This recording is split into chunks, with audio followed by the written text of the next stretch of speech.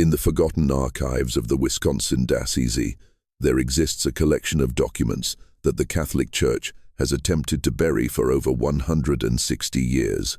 These papers detail the systematic disappearance of 23 nuns from St. Mary's Convent near Lake Michigan between 1854 and 1862.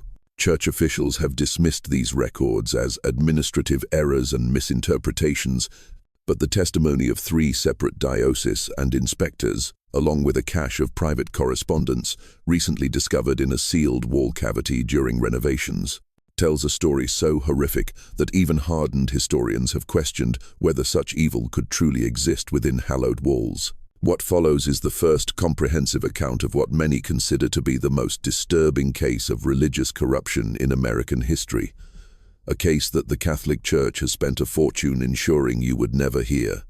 Before we continue with the story of St. Mary's Convent, I must ask, if you're finding this tale already unsettling, please subscribe to our channel for more historically accurate accounts of America's darkest religious secrets.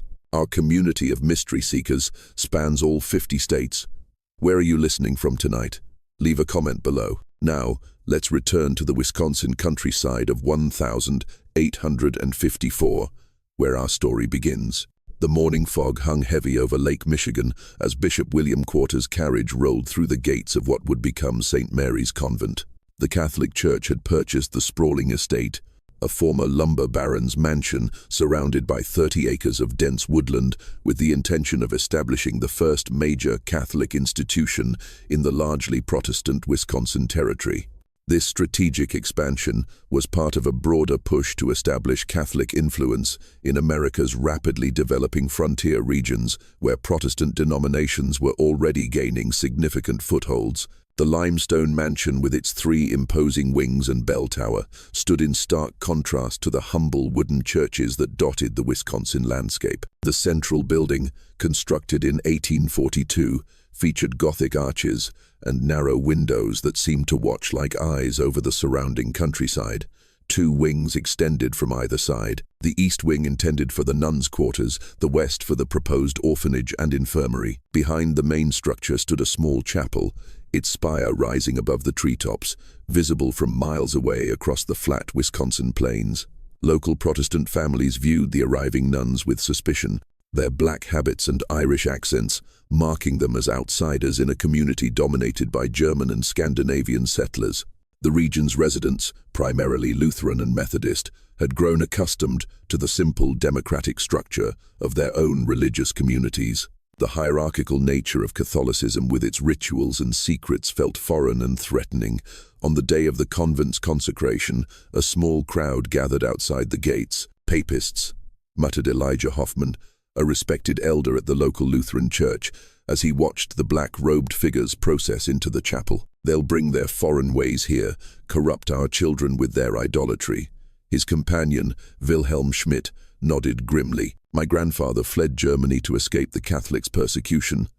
Now they follow us even here." This sentiment, though not universal, reflected the deep religious tensions that would form the backdrop for the tragedy to come. St. Mary's will serve as a beacon of God's mercy in this wilderness, Bishop Quarter announced to the small gathering of clergy and local dignitaries at the consecration ceremony. His voice echoed through the newly completed chapel, where morning light filtered through simple stained glass windows, casting pools of colored light across the wooden pews. Under the guidance of Mother Superior Catherine Murphy, this convent will offer shelter to orphans, comfort to widows, and healing to the sick. The bishop's Boston accent echoed off the stone walls as he introduced the 3 women who would lead the convent: Mother Superior Catherine, Sister Elizabeth Foster, and Sister Margaret Clark, all from established convents in the East.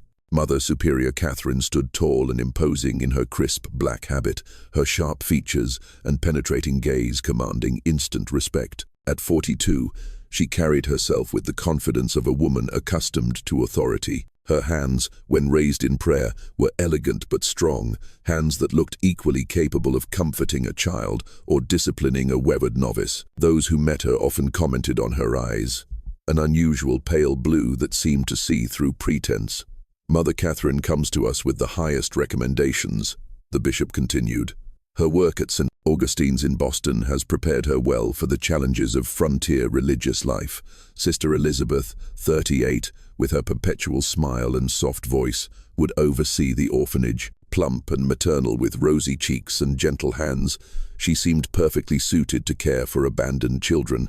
When she spoke, it was always with a slight hesitation, as if carefully considering each word, a trait that many initially interpreted as thoughtfulness rather than calculation. Sister Margaret, 35, with her extensive knowledge of herbal remedies, would establish the infirmary. Tall and thin, with a serious demeanor and nimble fingers, she carried herself with the precision of someone who measured medicines by the drop. Her dark eyes missed nothing, and her knowledge of both traditional and modern medical practices had impressed physicians in Boston and New York. 20 younger nuns, most in their 22nd and newly arrived from Ireland, completed the founding community. They stood in a perfect line, habits crisp, heads bowed in appropriate humility, as Bishop Quarter blessed each by name. Sister Agnes O'Connor, Sister Bernadette Walsh, Sister Teresa Donovan, Sister Mary Collins, young women who had left behind family and homeland to serve God in a strange new country. Their faces, though solemn during the ceremony, occasionally betrayed their youth and uncertainty when they thought no one was watching. "The Lord has called us to this wilderness," Mother Catherine addressed her sisters that first evening, candlelight casting long shadows across the refectory. The smell of fresh bread and weak tea hung in the air, and the chill of the Wisconsin autumn seeped through the stone walls despite the large fireplace at the room's end. "We will face hardships unknown to our Eastern counterparts. We will encounter suspicion from those who fear our faith, but we shall overcome through devotion and sacrifice." The young nuns, far from home and family, clung to her words like a lifeline in this strange new world. Sister Agnes whispered to Sister Bernadette as they prepared for bed that night, their narrow CS separated by barely an arm's length in the dormitory-style sleeping quarters. "Do you think the locals will ever accept us?" Her voice trembled slightly, betraying the brave face she had maintained all day. Sister Bernadette squeezed her hand in the darkness. "They feared our Lord, too, at first. We must show them through our works that we mean only good." The whispered conversation ended abruptly at the sound of footsteps in the corridor, Mother Catherine making her rounds, ensuring all was in order on their first night. The convent quickly established itself as a functioning religious community. The daily rhythm of prayers began with matins at 3 a.m., the bell's toll cutting through the pre-dawn darkness, summoning sleepy nuns from warm beds to cold chapel floors. The distinctive drone of Latin chants filled the chapel 7 times daily. From those early morning prayers through to Compline at 9:00 p.m., the sound became as much a part of the local landscape as the wind through the pines or the distant lowing of cattle. Between prayers, the nuns operated a small orphanage for abandoned children, tended the sick in a modest infirmary, and maintained extensive vegetable gardens.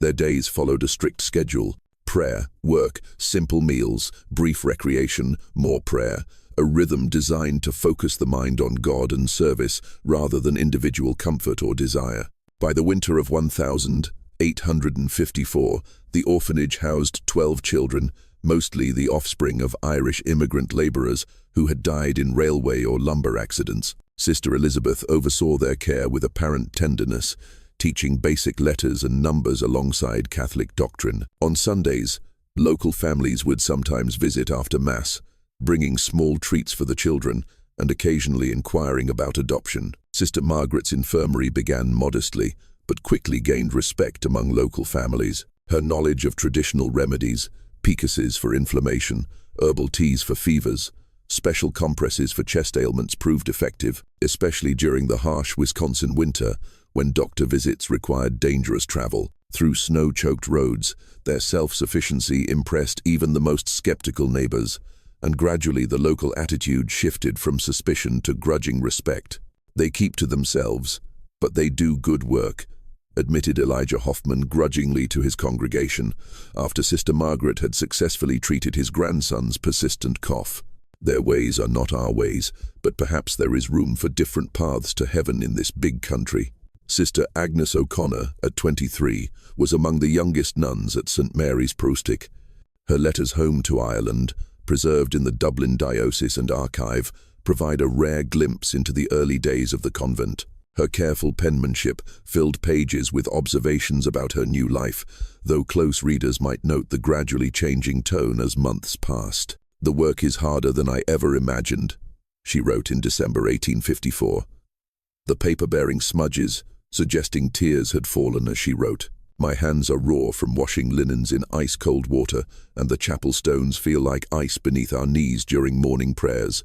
But Mother Catherine assures us that our sacrifices please God. Sister Elizabeth has been particularly kind, helping me adjust to this strange country. She brings me extra blankets on the coldest nights and has shown such patience in teaching me the proper care of the orphans. Sister Margaret's remedies saved us during a fever that swept through the orphanage last month." She continued, "This children burned with such heat we feared we would lose them all, but her tincture of willow bark and honey brought down their temperatures. I believe we are doing God's work, though I confess I still cry myself to sleep some nights missing the green hills of home." What these letters do not reveal, what Sister Agnes herself might not have fully comprehended, were the subtle changes already taking place within St. Mary's walls. Mother Catherine's leadership style, initially merely strict, had begun to shift toward the autocratic. Minor infractions of convent rules previously addressed with gentle correction now resulted in increasingly severe penances. Sister Josephine Brady's hands shook as she attempted to darn a tear in her habit one evening in January 1855. Having accidentally broken silence during afternoon prayers with a sudden cough, she had been assigned to kneel on dried peas while reciting the entire rosary, a penance that left her knees bleeding and swollen. Sister Mary Collins helped her thread the needle, their eyes meeting in a moment of silent sympathy.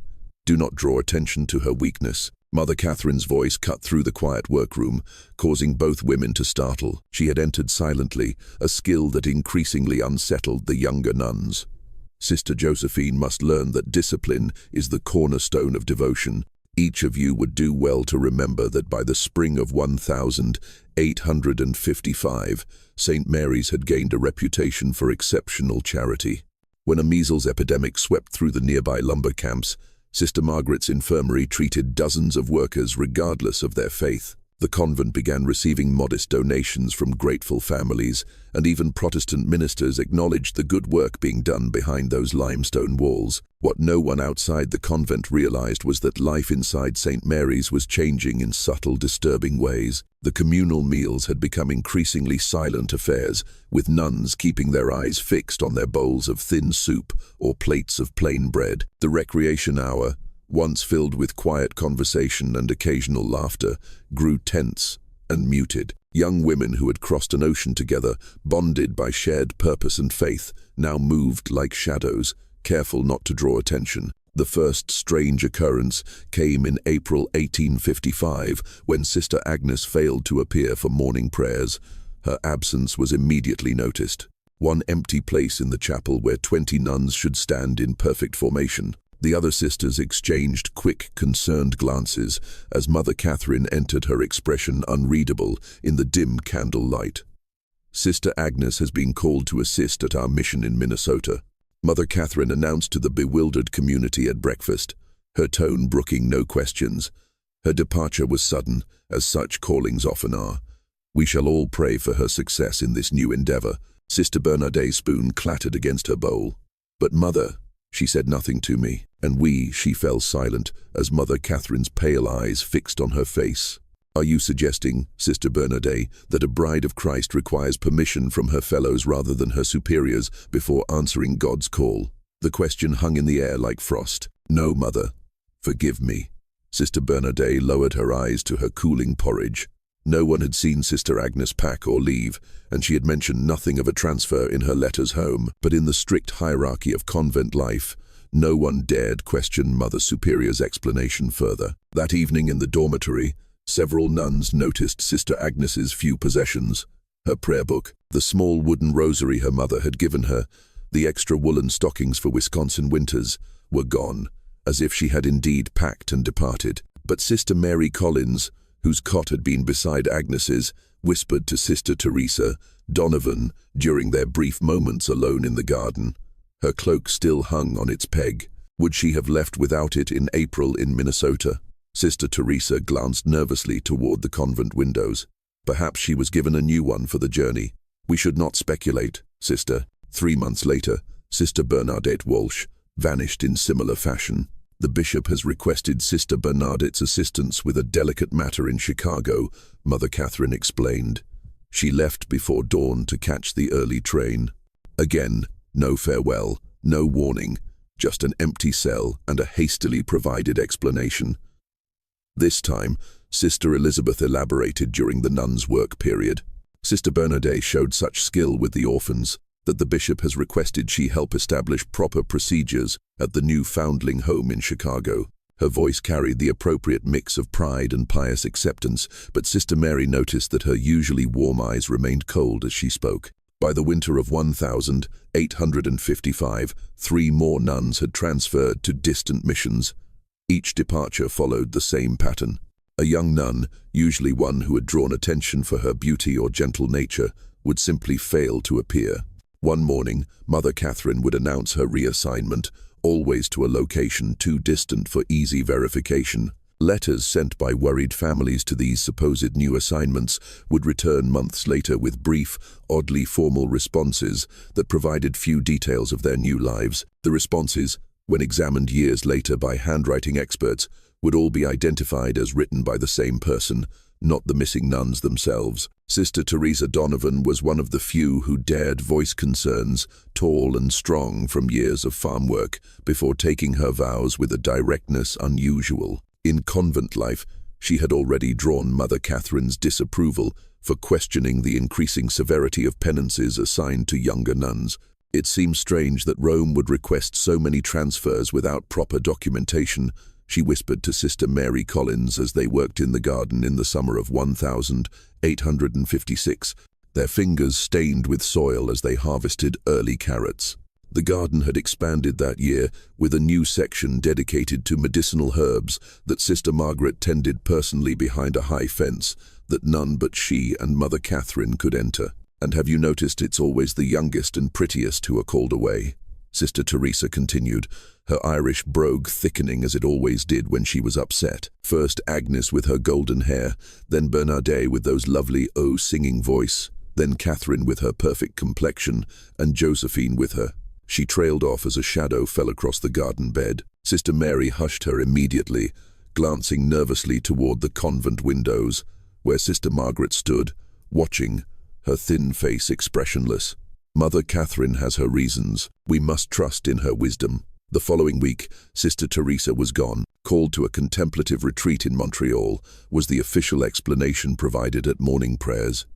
Sister Mary, now thoroughly frightened, kept her head down and her thoughts to herself. That evening, as she made her bed, she found a small piece of paper tucked beneath her pillow, a page torn from Sister Teresa's prayer book, with a hastily scrawled message in the margin: "Something is wrong. If I disappear, tell Father Ryan." The sight of her friend's handwriting, the ink still relatively fresh, sent a chill through Sister Mary that had nothing to do with the autumn air seeping through the stone walls. By 1857, the pattern had become impossible to ignore within the convent walls. Of the original, the 20th of junior nuns, only 12 remained. The official explanations continued: special missions, retreats, transfers to nursing positions during disease outbreaks. To the outside world, St. Mary's continued to function normally. Local families still brought sick relatives to Sister Margaret's infirmary. Orphans still received care in Sister Elizabeth's orphanage. Sunday visitors saw nothing amiss in the solemn processions of black-clad figures moving from chapel to garden to refectory. But inside those limestone walls, fear had become a tangible presence. The remaining nuns spoke in whispers, avoided being alone, and watched in terror as their numbers dwindled. Mother Catherine's leadership grew more authoritarian. Minor infractions of convent rules resulted in severe penances, days of fasting, nights spent in prayer on cold stone floors, public confessions of increasingly intimate sins. Sister Claire O'Donnell, discovered with a small piece of chocolate sent by her family, was forced to kneel before the entire community and confess to gluttony and deception unworthy of a bride of Christ. Mother Catherine assigned her to fast for 3 days, taking only water and a single piece of bread at evening meal. When Sister Claire fainted during chapel prayers on the second day, it was Sister Margaret who revived her with smelling salts. Her thin lips curved in what some later described as a smile. One unusually cold night in January 1858, Sister Mary Collins awoke to muffled sounds from the cell next to hers. Through the thin wall, she could hear Sister Rebecca Murphy sobbing, then a sharp whisper she recognized as Mother Catherine's voice. "You will come with us now. Make any noise and you'll regret it." The sound of shuffling feet followed, then silence. Sister Mary lay frozen in her narrow bed, heart pounding so loudly she feared it would betray her wakefulness. The floorboards in the corridor creaked. 1, 2, 3 sets of footsteps moving away from Sister Rebecca's cell, then a sound that would haunt Sister Mary's dreams for years to come. A muffled cry quickly silenced, followed by what sounded like a body being dragged, rather than walking of its own accord. The next morning, Mother Catherine announced that Sister Rebecca had been called to serve at a frontier mission in the Dakota Territory. The native children there require instruction, and Sister Rebecca's patience with the orphans has prepared her well for this holy task. Mother Catherine's pale eyes swept the refectory, lingering momentarily on Sister Mary. "We shall miss her gentle presence, but rejoice in God's purpose for her talents." Sister Mary, shaking with fear, managed to maintain her composure through morning prayers. Her rosary beads clicked between trembling fingers as she mouthed the familiar prayers, her mind racing with terrible possibilities. What had happened to Sister Rebecca? What had happened to all the others? That afternoon, while sweeping the corridor outside Mother Catherine's office, she overheard a disturbing conversation. The heavy oak door was not quite closed, and voices carried clearly to where Sister Mary stood, dust brush suddenly motionless in her hand. "The doctor says, this one will fetch a higher price." Sister Elizabeth's usually gentle voice had taken on a cold, calculating tone that Sister Mary would not have recognized had she not been listening at that very door. "He says, men pay extra for the innocent ones. We need to be more careful with the timing," Sister Margaret replied, the sound of glass clinking, suggesting she was organizing her medicines as she spoke. 3 in 1 month raises questions. The bishop's secretary mentioned it in his last letter. The bishop is easily managed. Mother Catherine's dismissive laugh sent chills down Sister Mary's spine. Another donation to his cathedral fund, and his questions will disappear. Besides, we've established the pattern well enough. No one questions nuns being sent to frontier missions or succumbing to illness during their charitable work. "What about the Collins girl?" Sister Margaret asked, her voice dropping lower. "She watches too closely. I've seen her listening at doors." A moment of silence followed, during which Sister Mary's heart nearly stopped. "We'll wait," Mother Catherine finally replied. "She's too plain to fetch much, and she has that correspondence with her brother in the seminary. Disappearing too many at once attracts attention. Rebecca will keep the doctor's clients satisfied for now." Sister Mary fled before she could be discovered, her mind racing. What had happened to her missing sisters? What terrible fate had befallen Sister Rebecca just last night? And who was this doctor? They mentioned that pieces began to fall into terrible place in her mind. The missing nuns, always the youngest and most attractive. The strange visits from well-dressed benefactors who toured the convent with Mother Catherine. The unexplained sounds sometimes heard from the locked north wing at night. The growing wealth of the convent, despite its supposedly humble means.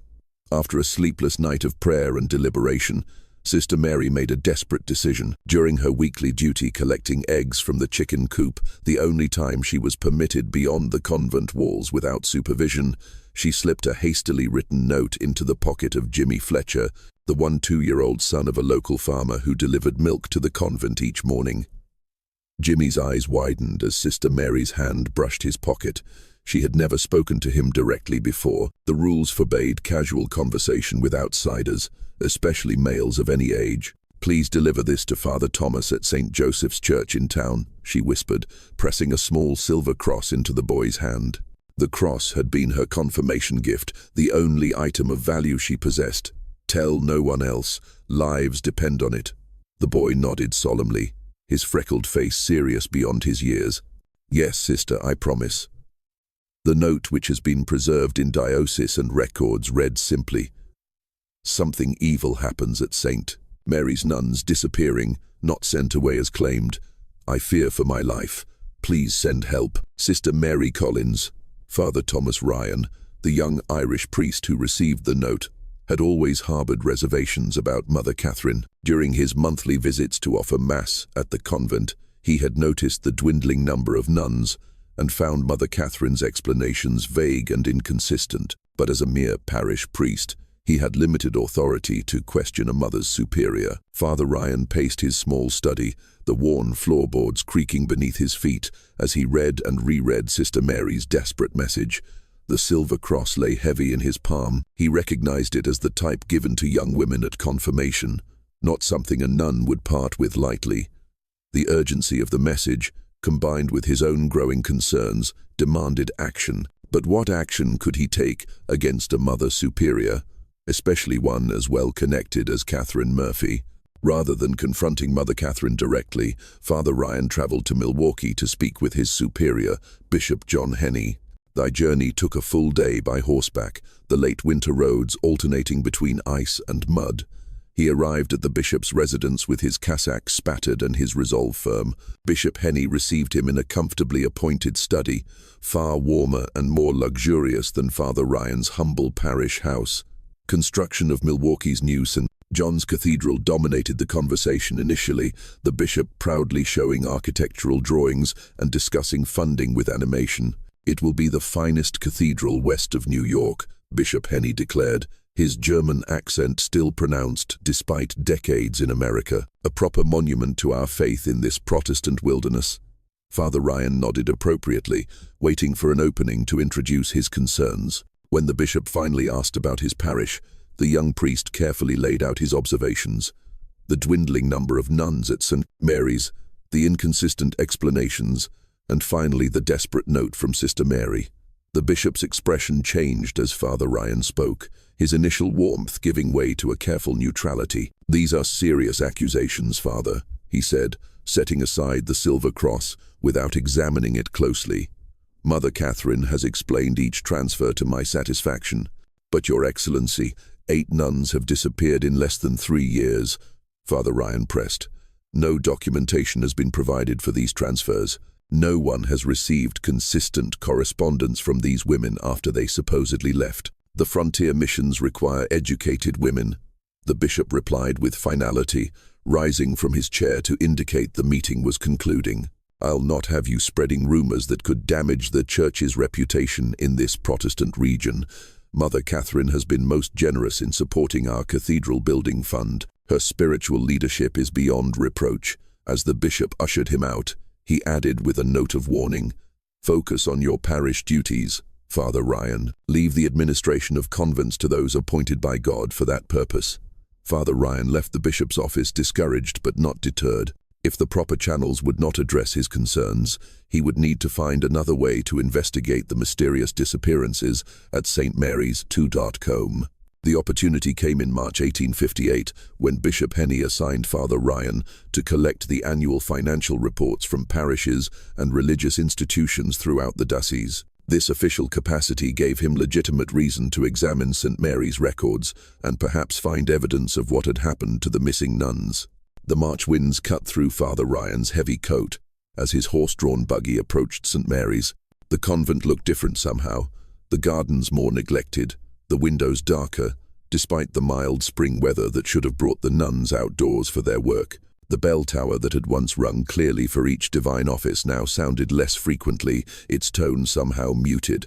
He was met at the door by Sister Elizabeth, whose customary smile seemed strained. Dark circles beneath her eyes suggested sleepless nights, and her typically neat habit showed small signs of neglect, a missing pin, a slight stain on the white collar. "Father Ryan, we weren't expecting you today," she said, her surprise poorly concealed. "Mother Catherine is indisposed today," she continued, leading him to a small, cold parlor rather than the comfortable study where he usually met with the Mother Superior. "She asks that you leave the diocese and forms, and she will complete them by week's end."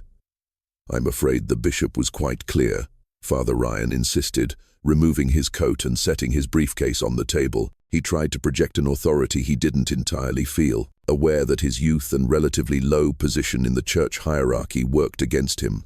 "I am to review the records personally this year.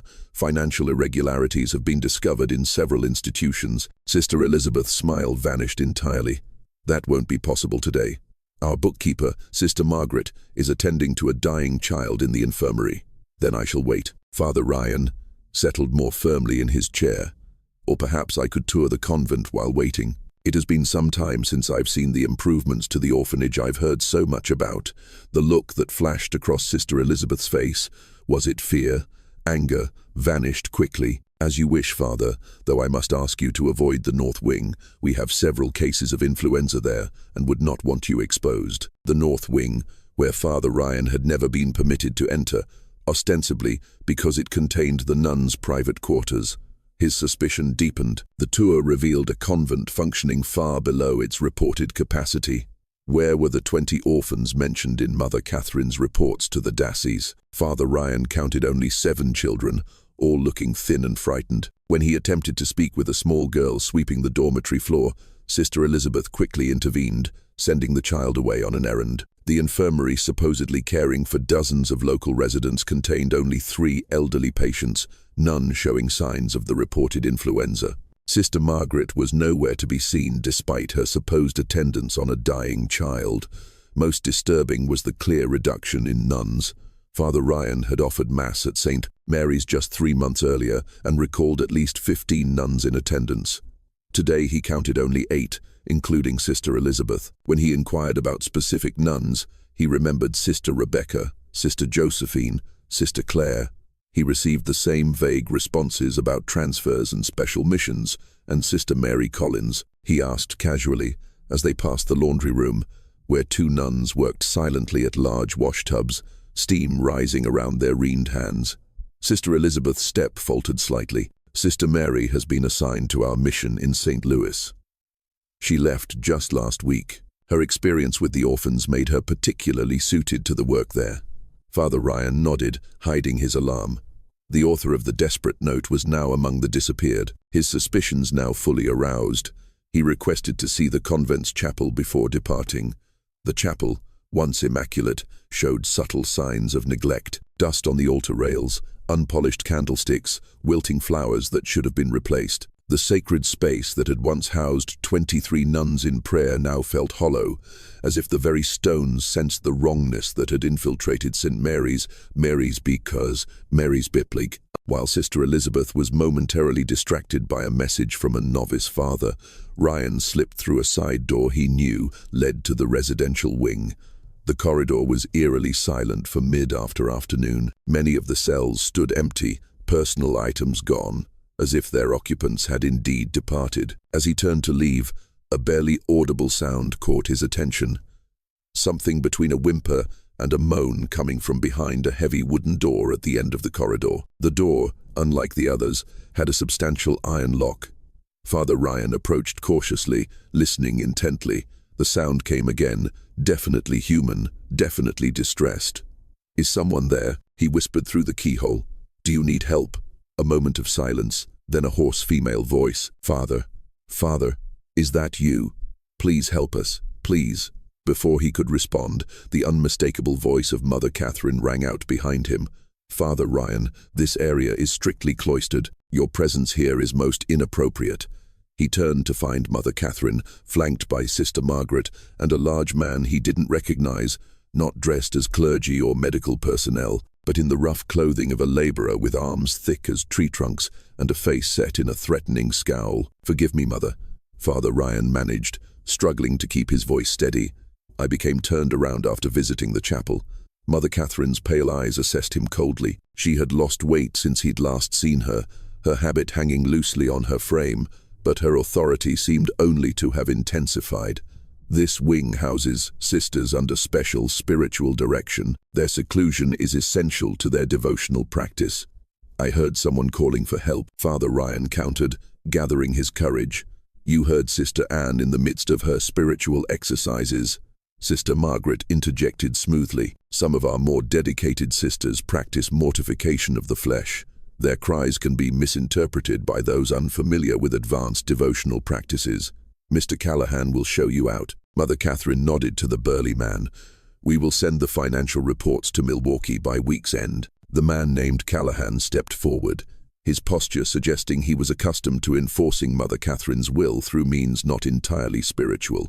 "This way, Father," he said, his voice carrying a hint of menace beneath the forced politeness.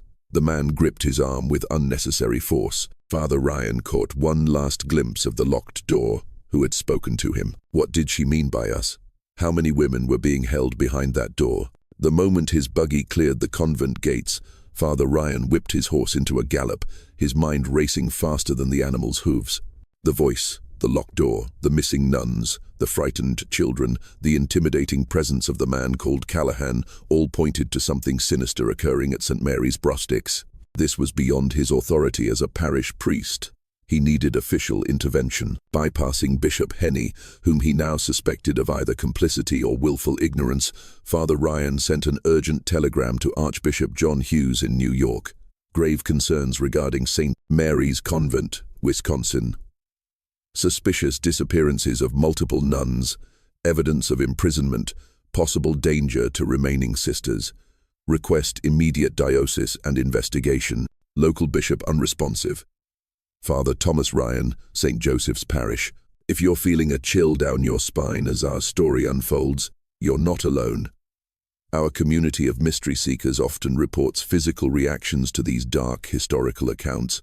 Take a moment to like this video and share it with someone who appreciates true historical mysteries. Your engagement helps us continue uncovering America's hidden secrets.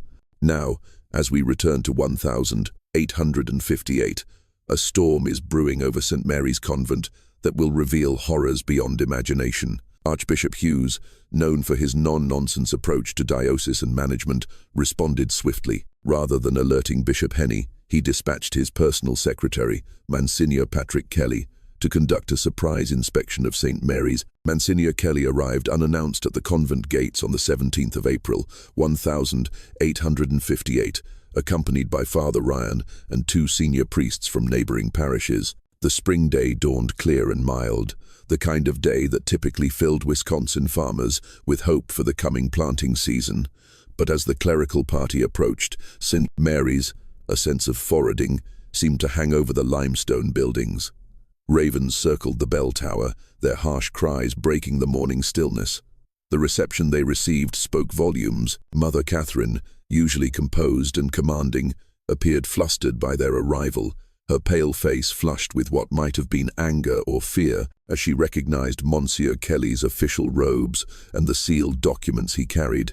The convent itself seemed in disarray, with nuns scurrying about in what appeared to be panicked activity. Through an open window, Father Ryan glimpsed two young nuns hastily carrying armfuls of papers toward the kitchen, where the large cast-iron stove burned regardless of the season's warmth.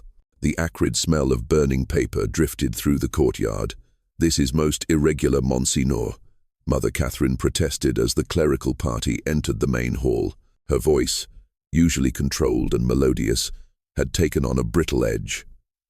"We have protocols for official visitations. Bishop Henny always sends word weeks in advance, which is precisely why Archbishop Hughes instructed me to forego such notification," Monsignor Kelly replied coolly. In his 52nd, with silver hair and the weathered face of a man who had seen both war and peace, the Monsignor projected an authority that even Mother Catherine seemed unable to challenge directly. "I have here a letter bearing the Archbishop's seal, authorizing a complete inspection of this institution, its records, and all its residents.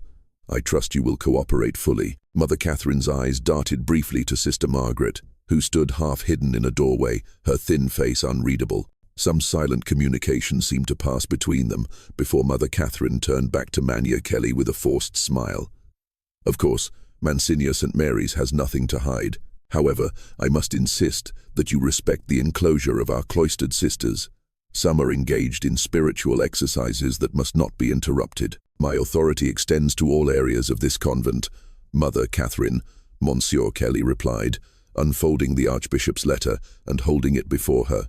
"No exceptions." What followed was a day-long investigation that would later be described in Monsieur Kelly's 40-page report as unveiling a tableau of horrors unprecedented in the modern church. The inspection team split up, with Father Ryan leading Monsieur Kelly directly to the locked door in the residential wing, while the other priests began interviewing the visible nuns and examining financial records.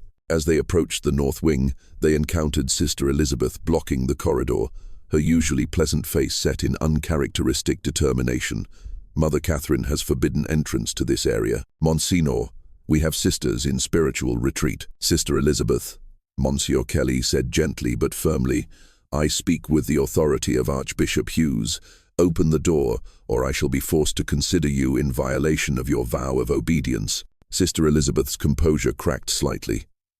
You don't understand what you're doing, she whispered, her voice suddenly desperate. He will be most displeased. Father Ryan questioned, Do you mean Bishop Henny? Sister Elizabeth merely shook her head, eyes darting nervously toward the windows as if expecting someone to appear. After a moment's hesitation, she stepped aside. The locked door, when finally opened under threat of ecclesiastical censure, revealed a shocking scene. 5 nuns, including the missing sister, Rebecca, were confined in what had once been a storage room. The space, perhaps 15 foot square, contained only a chamber pot in the corner and thin pallets on the floor. The single high window had been boarded over, leaving the room in near darkness, save for the light now streaming through the open door. The women were pale, malnourished, and showed signs of physical abuse. Their habits were torn and soiled, their faces gaunt with hunger and fear. One, later identified as Sister Josephine Brady, was heavily pregnant, her swollen belly incongruous against her thin limbs. The stench of unwashed bodies and human waste was overwhelming. Father Ryan turned aside momentarily, fighting nausea, while Monsignor Kelly crossed himself in horror. In the name of all that's holy, the Mancier whispered. What has happened here? Sister Rebecca, once robust and quick to smile, now a skeletal figure with hollow eyes, struggled to her feet. Father Ryan, she managed. Her voice cracked from disuse or screaming. You came back. They're preparing us, she whispered as Father Ryan helped her to a chair hastily brought from the corridor. For the doctor. For the house in Chicago. What doctor? Mania Kelly asked gently, kneeling beside her despite his age and dignity. What house in Chicago? Dr. Matthews, Sister Rebecca replied, her voice dropping to a whisper. He comes to examine us, to see which ones are suitable. She closed her eyes, trembling. The men pay more for nuns, for brides of Christ. That's what Mother Catherine tells them, while Father Ryan and Monsieur Kelly attended to the imprisoned nuns, ensuring they received water, food, and medical attention. The other priests made equally disturbing discoveries elsewhere in the convent. In Sister Margaret's private quarters, accessible only through a hidden door in the infirmary, they found shelves lined with suspicious medicines, laudanum, chloroform, and other substances typically used for rendering patients unconscious. A leather-bound journal detailed treatments administered to various nuns with clinical notes about their responses and suitability for transportation. Simultaneously, the priests examining the financial records discovered alarming discrepancies. While the convent reported minimal income from donations and manual work, its accounts showed regular, substantial deposits, far more money than a frontier convent could legitimately earn. Most disturbing were coded entries referring to packages delivered and special commissions completed, each corresponding to the disappearance of a nun. Transferred Sister Agnes O'Connor for May 1,855. Commission $400. Read one entry. Package delivered to Chicago establishment. Condition excellent. Another, more disturbing. Sister Teresa Donovan, unsuitable for transfer due to resistance. Terminated November 1,856. No commission. As the investigation deepened, a pattern of horrific abuse and exploitation emerged. Through patient questioning of the traumatized nuns, Monsieur Kelly pieced together the truth. Mother Catherine, Sister Elizabeth, and Sister Margaret were not legitimate religious leaders at all, but impostors who had infiltrated the Catholic system years earlier. Sister Claire O'Donnell, one of the rescued nuns, provided crucial testimony once she felt safe enough to speak. I overheard them one night, she whispered, clutching a blanket around her shoulders despite the room's warmth. Mother Catherine was arguing with Sister Margaret about their past. She called her Catherine, said they'd come too far to risk exposure now, that they'd changed identities before and could do it again if necessary. The real mother, Catherine Murphy, had died shortly after arriving in Wisconsin, poisoned, according to testimony from Sister Margaret's former assistant in the infirmary. She added something to Mother Catherine's evening tea. The young nun testified, the original Mother Catherine began vomiting blood that very night. Sister Margaret diagnosed it as consumption and isolated her. None of us were permitted to attend her in her final days.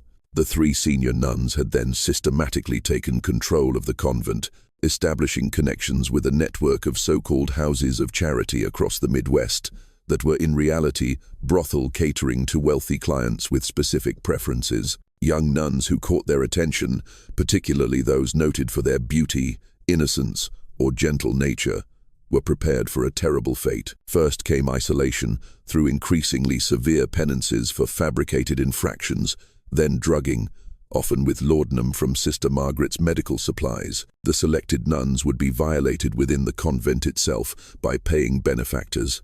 Wealthy men from Chicago, Milwaukee, and as far away as St. Louis, who paid premium prices for the opportunity to defile brides of Christ. They would come after Compline when the convent was supposed to be silent, Sister Rebecca explained, her voice emotionless, as if detachment was the only way she could relate such horrors. Men in fine clothes, smelling of cologne and whiskey. Mother Catherine would lead them to the north wing where we were kept. They paid extra to have us wear our habits during the violation. Those who became pregnant, like Sister Josephine, were kept isolated until delivery, after which they would be transported to brothel in Chicago or St. Louis, where they would be forced into prostitution. Their religious background and forced pregnancy were marketed as special attractions for depraved clients. Many died within years from disease or abuse. Sister Margaret examined us regularly, Sister Rebecca continued. She kept records of our monthly cycles. If we missed our bleeding, she would laugh and tell Mother Catherine we'd be especially valuable now. The men paid more for those carrying children. The orphanage served as both cover and additional source of victims. Older girls approaching puberty would suddenly be adopted by generous benefactors, in reality sold to the same network of brothel. Boys were indeed placed with families, but as unpaid farm laborers, with Mother Catherine collecting substantial placement fees. Most horrifying were the fates of those who resisted too strongly or threatened to expose the operation. Sister Teresa Donovan, who had questioned the disappearances, had not been sent to Montreal as claimed. According to testimony from Sister Rebecca, Teresa had been held in the locked room for weeks, repeatedly assaulted, and when her spirit remained unbroken, strangled by the man called Callahan. Her body, along with those of at least 3 other nuns who had similarly resisted, lay buried in unmarked graves in the convent's vegetable garden. Mother Catherine made us watch, Sister Claire said, tears streaming down her face. She said it was a lesson in obedience. Sister Teresa fought until the end. She was praying the rosary even as Callahan tightened the rope around her neck.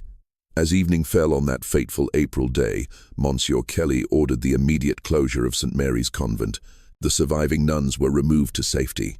Local authorities were notified and guards were posted to prevent anyone from fleeing or removing evidence. Mother Catherine, Sister Elizabeth, and Sister Margaret were placed under ecclesiastical arrest, confined to their cells under watch until civil authorities could take custody. I was following orders. Sister Elizabeth whimpered as she was led to her cell. Mother Catherine said it was God's will, that the money was needed for the church's greater glory. Mother Catherine maintained a stone-faced silence, her pale eyes revealing nothing of her thoughts as the door closed on her temporary prison. Only Sister Margaret showed emotion, a strange half-smile playing at her thin lips as she was led away. "You understand nothing of what you've discovered," she told Monsieur Kelly. "We serve a higher purpose than you can imagine." But the church's attempt to handle the matter discreetly soon unraveled. Mr. Callahan, the burly enforcer, who had been absent during the inspection, returned after nightfall. Finding the convent under guard, he fled to Chicago, where he apparently warned his associates. By the time local sheriffs arrived the following morning with arrest warrants, Mother Catherine and Sister Margaret had somehow escaped their confined quarters. Only Sister Elizabeth remained, found kneeling in the chapel in a state of catatonic shock. The window was still locked from the inside, reported the priest, who had been guarding Mother Catherine's room. The door showed no signs of forced exit. It's as if she vanished into thin air. More likely, the convent's long history had provided secret passages, unknown, even to the church authorities.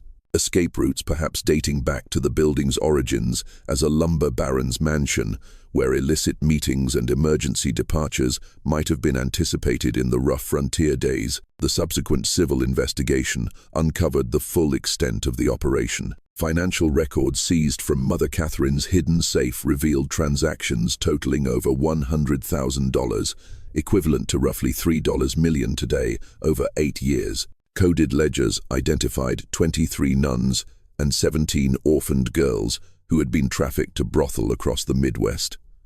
Correspondence with business partners in Chicago, St. Louis, and even New Orleans detailed the specialized services offered and the premium prices commanded. A genuine sister of charity, untouched before our establishment, minimum $300, read one letter to a Chicago brothel owner. Special requests, habit, religious implements, additional $50 per session. Pregnant sisters command $500 for exclusive patrons. Most damning was a small leather notebook found sewn into Sister Elizabeth's mattress. The notebook contained dates, names, and horrific details of the fates of each disappeared nun. Some entries were clinically detached. Sister Agnes delivered to Chicago operations September 1855, valued at $400. Others revealed the writer's disturbing personal pleasure in the suffering inflicted. Sister Teresa fought magnificently. Callahan enjoyed subduing her. Buried east corner of Beanfield, November 1856. The notebook also contained references to the doctor, evidently Dr. William Matthews, a once respected physician from Chicago whose career had ended in scandal after allegations of inappropriate conduct with female patients. According to the notebook, Dr. Matthews provided medical examinations of the nuns, certifying their health and, most disturbingly, their virginity, a feature that significantly increased their value in the brothel. Dr. M confirms, Sister Rebecca, suitable for premium placement, one entry noted, recommends maximum usage before transfer to ensure appropriate behavior in Chicago establishment. The investigation extended to the convent grounds where, guided by the notebook's cryptic references, authorities excavated several areas of the vegetable garden. There they found the remains of 4 nuns buried in shallow graves among the bean plants and herbs. Forensic examination, primitive by modern standards but thorough for the time, confirmed Sister Rebecca's account. These women had died by strangulation, their bodies disposed of without ceremony or marker. One victim, identified as Sister Mary Collins by a small medallion of St. Bridge, found with the remains, appeared to have been buried more recently than the others. The soil over her grave was barely settled, suggesting she had been killed just before or during Father Ryan's fateful visit, perhaps after delivering the note that ultimately led to the convent's exposure. Sister Elizabeth Foster, born Margaret Wilson, according to subsequent investigation, was the only one of the 3 leaders to face justice. Found mentally unfit to stand trial, she was committed to the Wisconsin State Asylum, where she died in 1863, having never spoken another word. Her medical records, preserved in state archives, describe her as catatonic, except during night hours when she screams about the master coming to punish her betrayal. Mother Catherine Murphy, real name unknown, and Sister Margaret Clark, identified later as Catherine Donovan, no relation to the murdered Sister Teresa, disappeared completely. Unconfirmed reports placed them in New Orleans, then Havana, operating.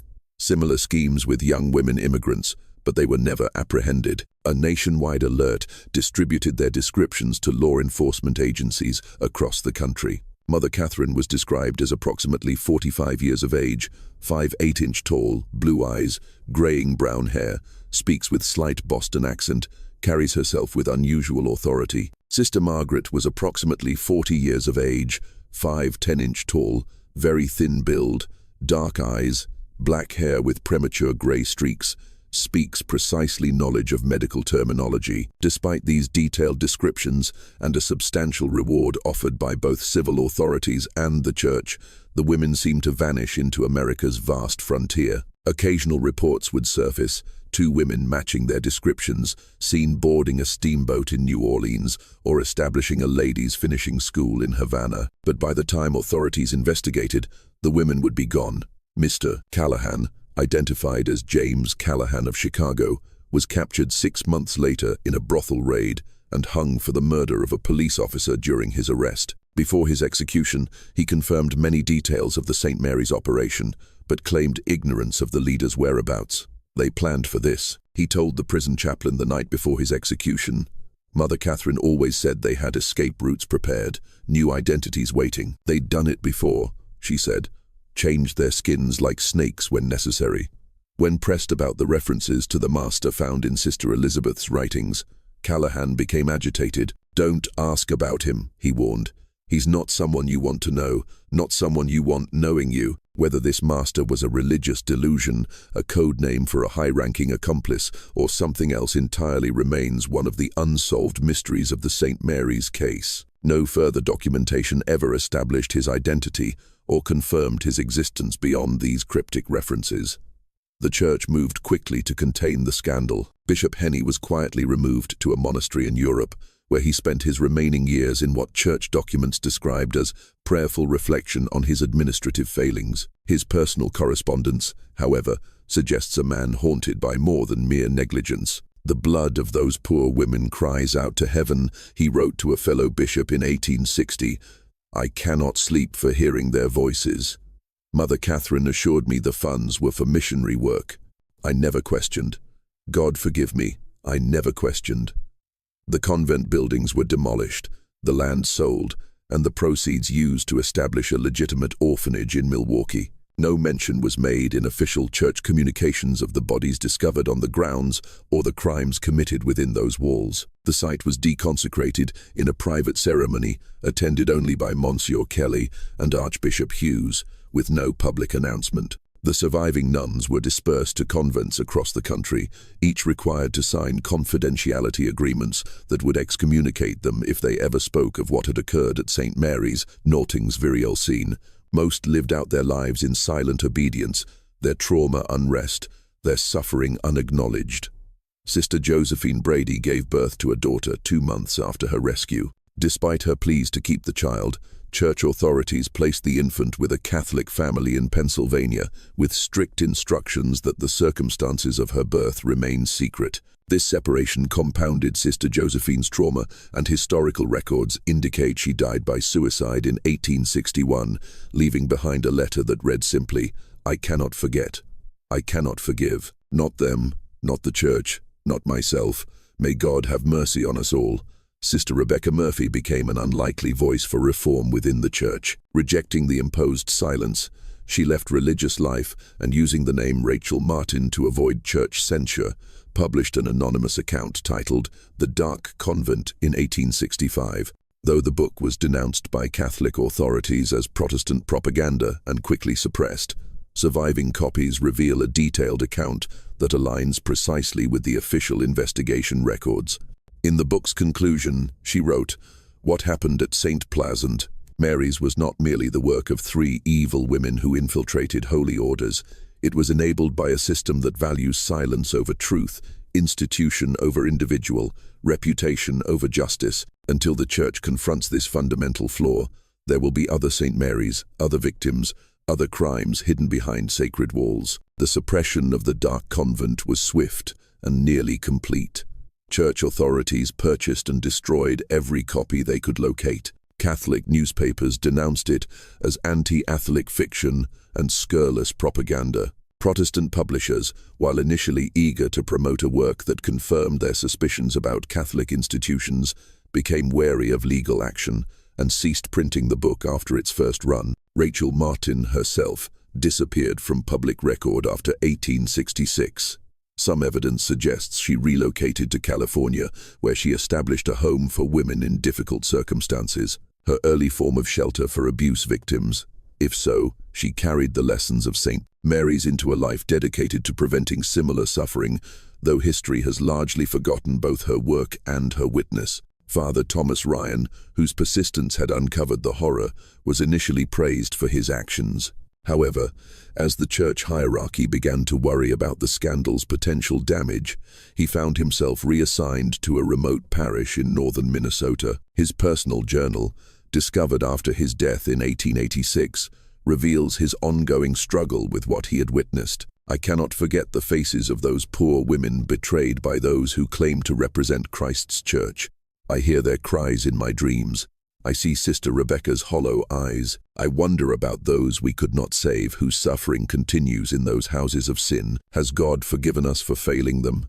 Has He forgiven the Church for silencing the truth? The final entry in his journal, dated January 1886, just days before his death, reads, 28 years since St. Mary's, and still the Church keeps silent. The letters I send to Rome go unanswered. The new bishops act as if it never happened. But it did happen. They were real women with real souls, and they suffered real horrors. If the Church will not speak for them, then I pray that someday someone will find this account and remember them. Remember Sister Agnes, Sister Bernadette, Sister Teresa, and all the others whose names deserve to be spoken, whose suffering deserves acknowledgement, whose lives mattered. Just when we thought we'd seen it all, the horror in St. Mary's intensifies. If this story is giving you chills, share this video with a friend who loves dark mysteries. Hit that like button to support our content, and don't forget to subscribe to never miss stories like this. Let's discover together what happens next as we uncover the final disturbing chapter of this American tragedy. The aftermath of the St. Mary's tragedy extended far beyond Wisconsin. The operation's exposure led to increased scrutiny of Catholic institutions throughout the Midwest, with dioceses and inspectors conducting surprise visits to convents, orphanages, and schools. Several smaller operations were uncovered, none as extensive or horrific as St. Mary's, but enough to suggest that Catherine Murphy and her associates had created a template that others had followed. In Chicago, police raids on 3 houses of charity in late 1858 freed 9 former nuns and 13 young women who had been living as prostitutes under various forms of coercion. The rescued women's testimonies described a system virtually identical to what had been uncovered at St. Mary's Board, Midia 7. Religious authorities used as cover for sexual exploitation, with wealthy clients paying premium prices for the opportunity to violate women perceived as pure or sacred. One survivor, identified in police records only as ML, provided testimony that directly linked her captivity to St. Mary's. 12. I was transferred from Wisconsin in 1856. Mother Catherine herself delivered me to Madame Rousseau's establishment in Chicago, telling me that if I ever attempted to escape, both the Church and the law would punish me as a fallen woman. For nearly 2 years, I believed her. The brothel owners arrested in these raids implicated several prominent Chicago businessmen and politicians as both clients and investors in the operation. Ledgers seized during the raids contained the names of judges, bank presidents, and even 2 state legislators who had paid for sessions with former nuns. However, the cases mysteriously collapsed before reaching trial, with witnesses recanting or disappearing, evidence being lost, and judges issuing unusual procedural rulings that effectively ended the prosecutions. The Chicago Tribune of November 1858 noted this suspicious pattern. It appears that justice in our fair city extends only to those without powerful friends. The men whose names appeared in the brothel ledgers walk free, while the women they victimized remain scandalized and without recourse. In St. Louis, investigations into similar operations were even more aggressively suppressed. Maynard Kelly, who had led the original inspection of St.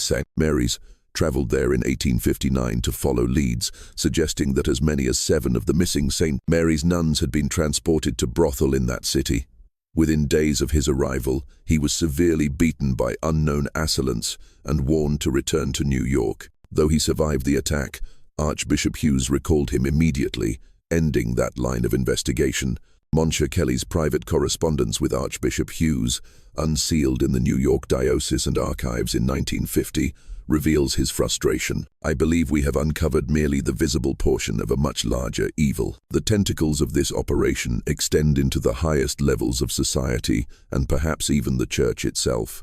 I fear that powerful forces have determined that this matter shall proceed no further. The most profound consequences fell upon the survivors. The 12 nuns rescued from St. Mary's faced challenges that the Church was ill-equipped to address.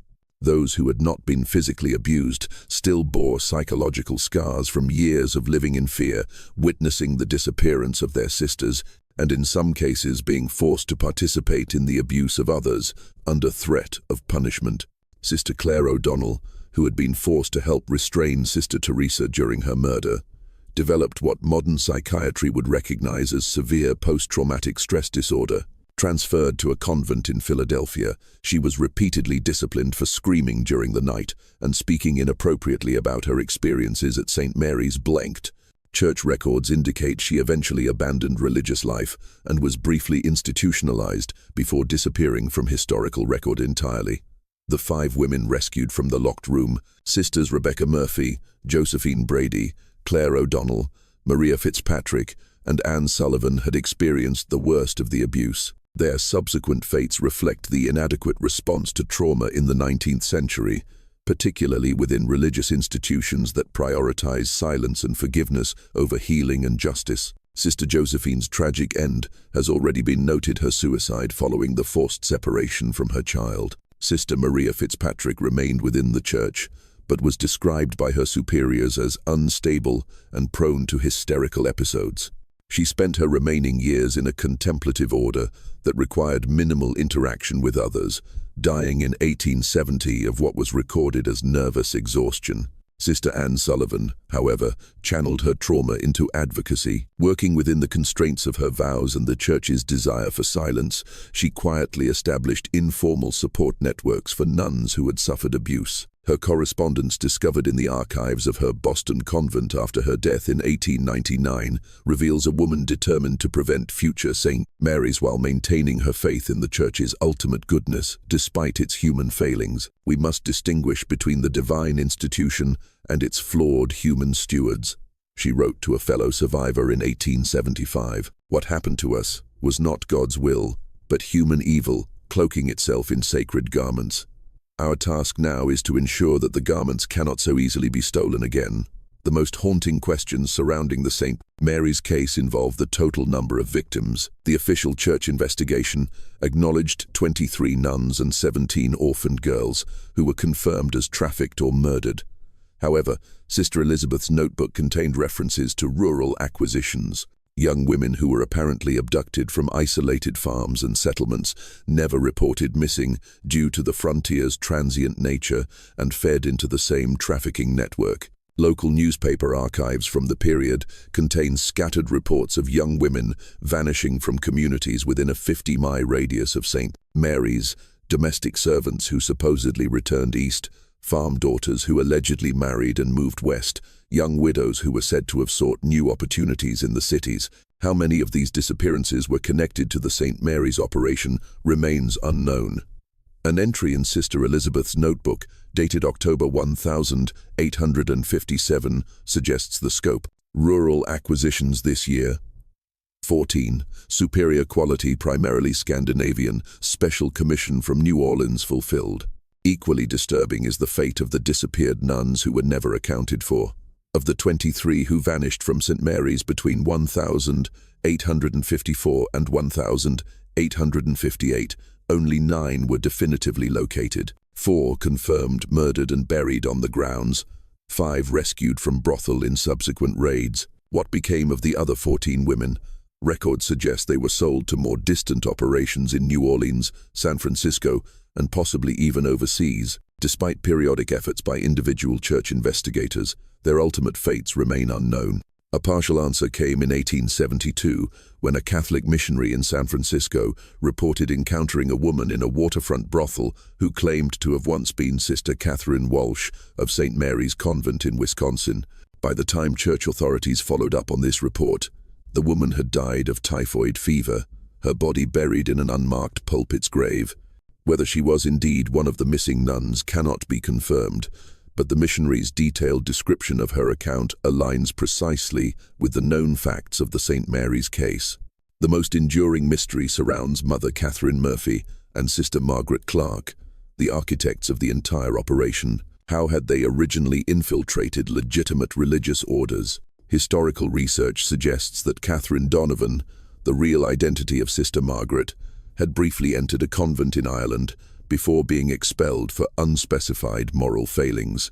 She apparently traveled to America in the 1842nd, where she likely met her future accomplice. Together, They developed a scheme to use the rapid expansion of Catholic institutions in frontier America as cover for their criminal enterprise.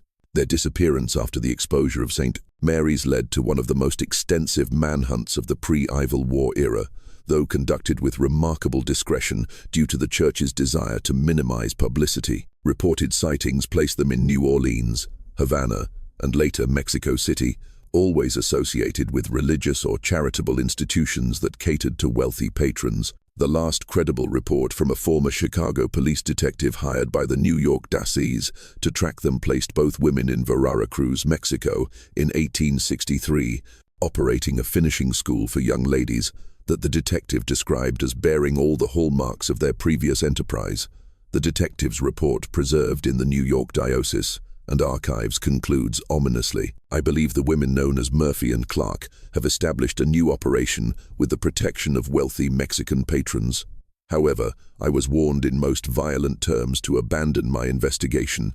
2 local officials who had agreed to assist me were found dead the morning of our planned inspection of the school. I can only conclude that these women enjoy protection at the highest levels of society. The legacy of St. Mary's extends beyond the immediate tragedy. The case contributed to a deepening of anti-Catholic sentiment in America during the 1852nd and 1862nd, with Protestant publications citing it often in sensationalized form as evidence of Catholic moral corruption. This in turn led to Catholic communities becoming more insular and defensive, reinforcing the very culture of secrecy that had enabled the abuse. More significantly, the St. Mary's case established a pattern of institutional response to abuse that would be repeated for generations. Initial investigation limited accountability focused primarily on direct perpetrators, protection of higher authorities who enabled through negligence or complicity a relocation of survivors to ensure their silence, and ultimately a return to institutional normalcy with minimal structural reform. Archbishop Hughes, in private correspondence with Vatican officials that remained sealed until 1975, acknowledged this systemic failure while defending the Church's handling of the case. We have removed the immediate cause of scandal and provided for the care of the victims. However, I must express my concern that our system of oversight contains fundamental flaws that permitted such horror to continue unchecked for years. I recommend a complete review of how we select and monitor those in positions of authority within our institutions. His recommendations, however prescient, appear to have been quietly filed away rather than implemented. The Church's preference for handling such matters internally and discreetly would persist well into the modern era. The physical traces of St. Mary's Convent have been systematically erased. The demolished buildings left no visible foundation. The land sold and resold over generations now hosts a suburban development whose residents have no knowledge of what occurred there. Church archives relating to the case were heavily redacted during the early 20th century. With the most damning documents sealed or destroyed, even the graves of the murdered nuns were left unmarked, their remains eventually built over without consecration or acknowledgement. Yet the story persists through scattered documents, personal journals, newspaper archives, and oral histories passed down through generations of Wisconsin Catholic families. These fragments, when assembled, reveal not just the horror of what occurred at St. Mary's, but the larger systemic failures that made it possible, the dangers of unquestioned authority, the vulnerability of isolated communities, and the human capacity for both extraordinary evil and extraordinary courage in confronting it. Father Thomas Ryan, whose determination brought the horrors to light, wrote in his final journal entry a plea that resonates across the centuries: remember them. Remember that they lived, that they suffered, and that their suffering mattered. In uncovering their story, however incompletely, we honor that request and perhaps learn something essential about institutional power, human vulnerability, and the constant vigilance required to protect the innocent from those who would exploit sacred trust for profane purposes. The Wisconsin Historical Society maintains a small collection of materials related to St. Mary's Convent, accessible only to credentialed researchers.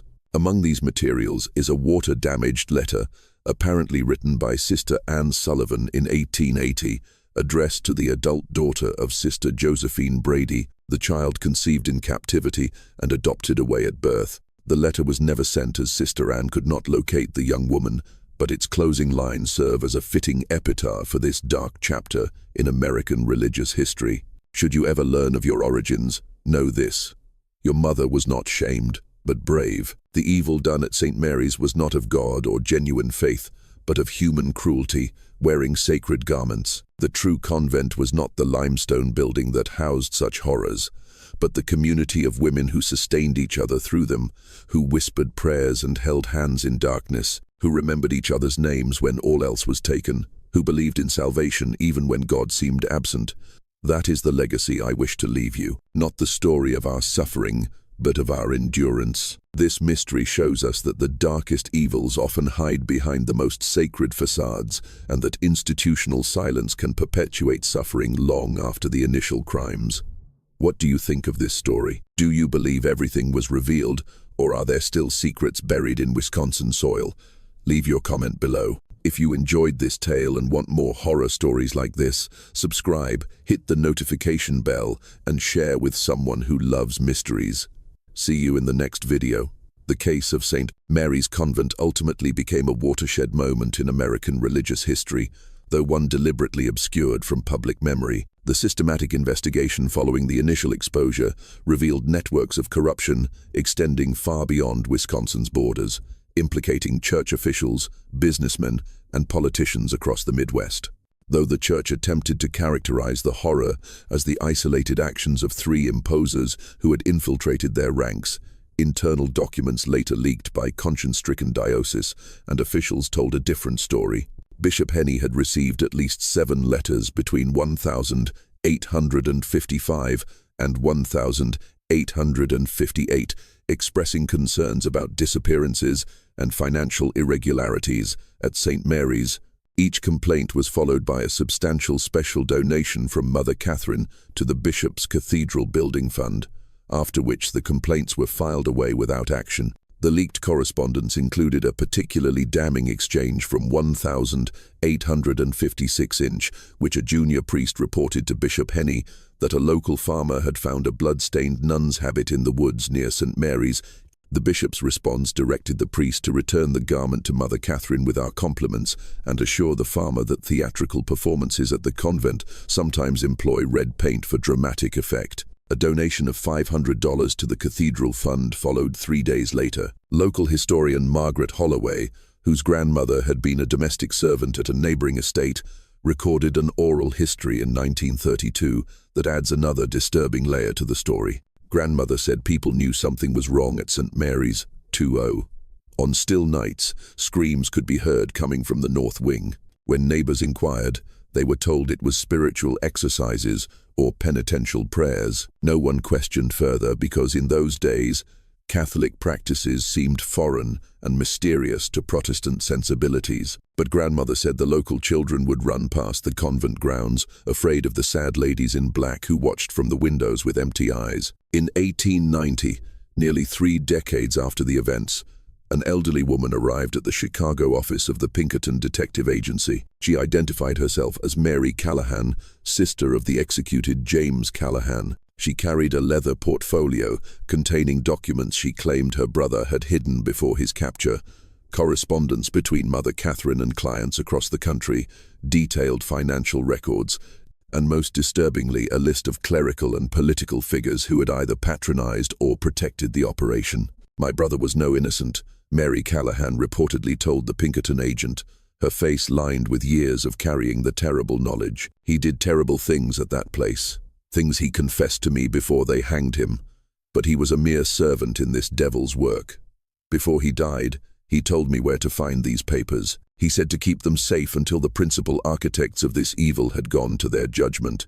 Now that they're dead, the truth can be told without fear. The Pinkerton agent, a devout Catholic himself, was so disturbed by the documents that he delivered them not to his superiors, but directly to Cardinal James Gibbons in Baltimore. The cardinal acknowledged receipt of the portfolio in a brief letter to Mary Callahan, assuring her that appropriate actions would be taken. No public investigation followed, and the documents disappeared into church archives. I have examined the materials you provided, Cardinal Gibbons wrote in his personal response to Mary Callahan preserved in her family records. While I share your horror at what they reveal, I must consider the damage that public exposure would cause to the faith of countless innocent Catholics. The primary malefactors have faced divine judgment. The victims have been called home to God's mercy. Perhaps the greatest service to both is to let this darkness remain buried while ensuring such evil cannot take root again. Mary Callahan's subsequent attempts to bring the documents to public attention were consistently thwarted. Newspaper editors declined to publish her story, citing lack of evidence. When she attempted to publish a pamphlet herself, the printer mysteriously backed out after receiving a visit from men in clerical attire. Her home was broken into twice, though nothing of apparent value was taken. Finally, in 1892, she entrusted copies of the most significant documents to her nephew, with instructions to preserve them for future generations. In 1908, a fire in the Baltimore Archdiocese and Records Room destroyed numerous historical documents, including reportedly the entire Callahan portfolio. Church officials described the fire as an unfortunate accident, though former employees later claimed it had been suspiciously contained to specific document sections. Only the St. Mary's records and similar sensitive materials were destroyed, alleged Thomas Moran, a former diocesan archivist, in a deathbed statement recorded by his son in 1947. I was instructed to ensure those specific documents were stored together against all proper archival practice. When the fire occurred, it consumed exactly those shelves and no others. Draw your own conclusions.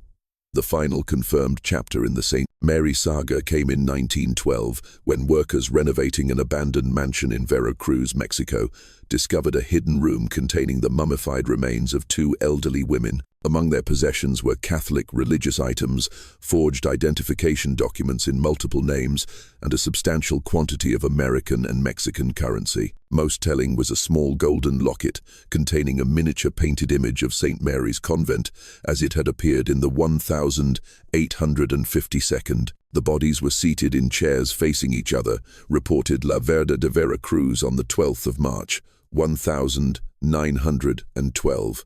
They appeared to have died simultaneously, perhaps while taking their evening tea, which was found set out before them. The cups contained traces of a substance local physicians identified as a powerful poison derived from local flora. Whether this represented suicide or murder remains unknown. Mexican authorities, uncertain of the significance of their discovery, eventually released information to American newspapers. Several survivors of St. Mary's, by then elderly women themselves, identified personal items found with the bodies as belonging to Mother Catherine Murphy and Sister Margaret Clark. The women had apparently died sometime around 1880, living out their final years in wealthy seclusion, but never escaping the physical confines of their secrets.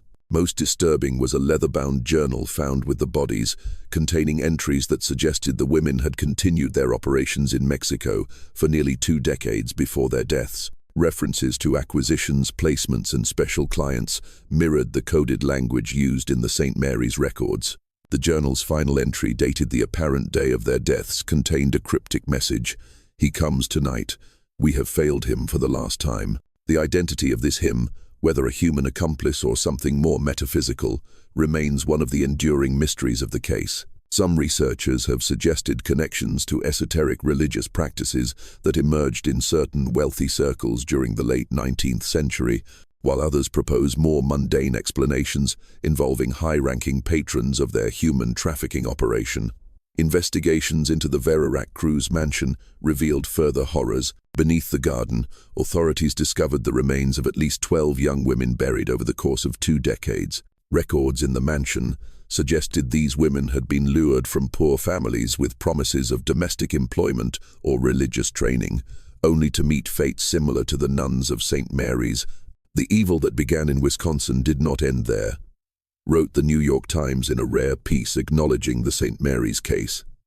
"It merely migrated south like a cancer seeking new tissue to corrupt." One wonders how many other such operations may exist, undetected behind respectable facades. The American Catholic Church's response to the Veracruz discoveries was muted. A brief statement acknowledged that individuals formerly associated with a disbanded Wisconsin religious community had been identified among the deceased, but emphasized that these persons had been excommunicated and were operating without church sanction. No mention was made of the trafficking operation or its victims. Today, a small memorial garden stands in Milwaukee, established in 2010 by an anonymous donor dedicated to the forgotten women of St. Mary's Parzagrind. No official church recognition accompanies the memorial, and no plaques list the names of the victims. Yet each spring, flowers appear mysteriously at the site, left, some say, by descendants of Sister Mary Collins, whose courage in slipping a note to a farm boy ultimately brought the darkness into light. Amateur historians researching the case have faced unusual obstacles. Records disappear from archives just before scheduled research visits. Permission to access church documents is revoked without explanation. Several independent scholars report experiencing strange occurrences while pursuing the story, threatening phone calls, break-ins where only research materials were disturbed, even physical intimidation by unidentified men. Someone still doesn't want this story told in full, concluded historian Rebecca Lawson in her 2003 article, Buried Secrets: The Unfinished Investigation of St. Mary's Convent. Whether to protect the reputations of prominent families whose ancestors were implicated or to prevent damage to institutional credibility, powerful interests continue to obscure this dark chapter of American religious history. The Wisconsin countryside has long since reclaimed the land where St. Mary's once stood. New communities, new churches, new generations have risen, unaware of the horrors that once occurred beneath their soil. But on certain autumn nights, when fog rolls in from Lake Michigan and the wind whispers through the trees, local residents sometimes report hearing faint sounds, what some describe as women's voices chanting evening prayers, others as muffled cries for help.